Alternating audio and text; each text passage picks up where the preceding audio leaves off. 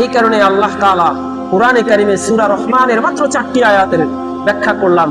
আল্লাহ তাআলা এই সূরা রহমানের প্রথমে কি সুন্দরভাবে আল্লাহর পরিচয়টা দিয়েই বলতেছেন, আর রহমান আল্লামাল কুরআন খলাকাল ইনসানা আল্লামাহুল বায়ান।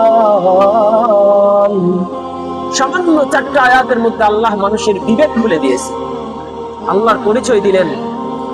আল্লাহ বলতেছেন আমি পরিচয় দিয়ে শেষ করে দিই নাই, আমি আল্লাহ তো তোমার কাছে প্রকাশ করে শেষ করে দিই নাই, বরং আল্লামাল কোরআন, আমি তোমাকে কোরআন শিখিয়েছি, সেটা বুঝে বুঝে তুমি আমাকে মানো।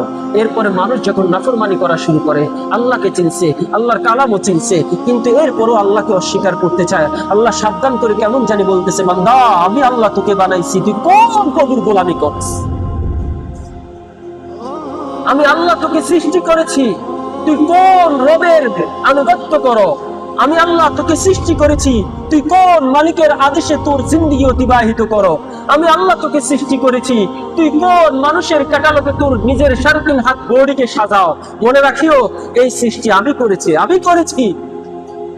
যেই চেহারা দিয়ে তুমি গৌরব করো, যেই চেহারা দিয়ে তুমি অহংকার করো, যেই চেহারার সৌন্দর্যতা দিয়ে তুমি বড়াই করতেছো, মনে রাখিও মানুষ, আমি আল্লাহ তোমাকে এই চেহারা দিয়েছি, আমি আল্লাহ তোমাকে এই সারাদিন হাত বডি দিয়েছি, আমি আল্লাহ তোমাকে এই চেহারার সৌন্দর্যতা বাড়িয়ে দিয়েছি।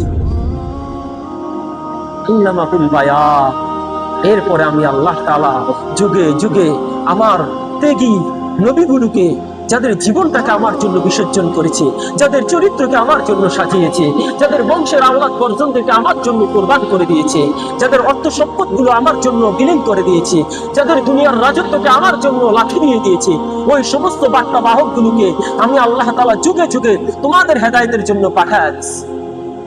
মানুষ এত সহজেই আল্লাহর নিয়ামতকে ভুলিয়া যাবে, এত সহজেই আল্লাহর কুদরতকে ছাড়িয়ে দিও না, এত সহজেই আল্লাহর এই সমস্ত নাজ নিয়ামতকে অস্বীকার করবে না।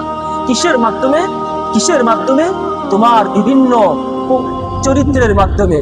এই যে আসতেছে বিশ্ব খেলা না, বিশ্বকাপ, এক একজন আর্জেন্টিনার, এরপরে বিভিন্ন রাষ্ট্রের খেলোয়াড়দের ডিজাইনে নিজের চুল কাটবে, নিজের গেঞ্জি পরবে, নিজের পোশাক পরিধান করবে।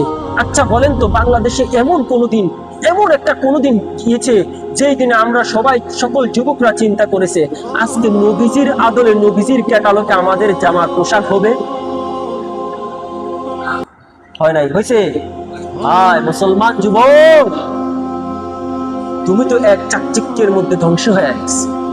তোমার গেঞ্জিটা নেইমারের মতন হোক, তোমার গেঞ্জিটা আর্জেন্টিনার পতাকার মতন হোক, তোমার গেঞ্জিটা ব্রাজিলের মতন হোক, হাজার হাজার টাকা খরচ করে তুমি গেঞ্জি অর্ডার দিয়ে আনো, হাজার হাজার কোটি কোটি টাকা তুমি বাজেট করে ফেলো, অথচ রাসূলের জন্য আজ পর্যন্ত পুরো বাংলাদেশে, সারা পৃথিবীতে কয়জন ইহুদি, নাসারা, খ্রিস্টান, কয়জন বিধর্মী বিজাতিরা আমাদের মুসলমানদের এই সমস্ত পোশাক একদিন গায়ে দেওয়ার জন্য চিন্তা করেছে?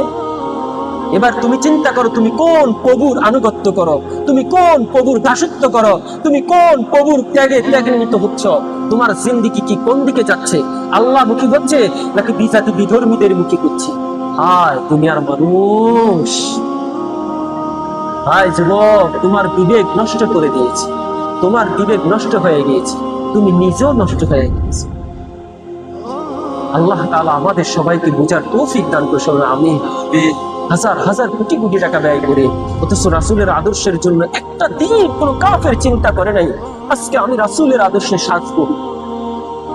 ইসলামের ধর্মের সবচাইতে বড় আইকন, আইডল যে ব্যক্তি, তার রঙে একটু রঙিন হোক চিন্তা করে।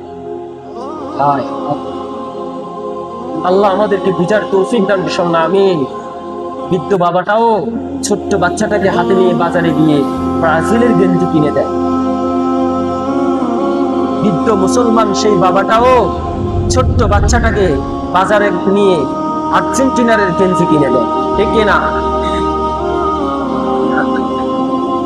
চলো চলো, তোমার রাস্তাও চলতেছে, আল্লাহ তাআলার কিছু নাখান্দার অযোগ্য মানুষগুলোর রাস্তাও চলতেছে।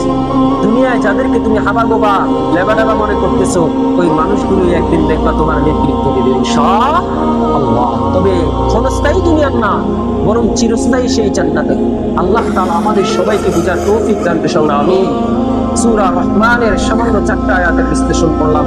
আল্লাহ এগুলো বুঝে নিজের জিনজিকে সাজানোর তৌফিক দান করুন, আমিন। আসসালামু আলাইকুম ওয়া রাহমাতুল্লাহি ওয়া বারাকাতুহু। যারা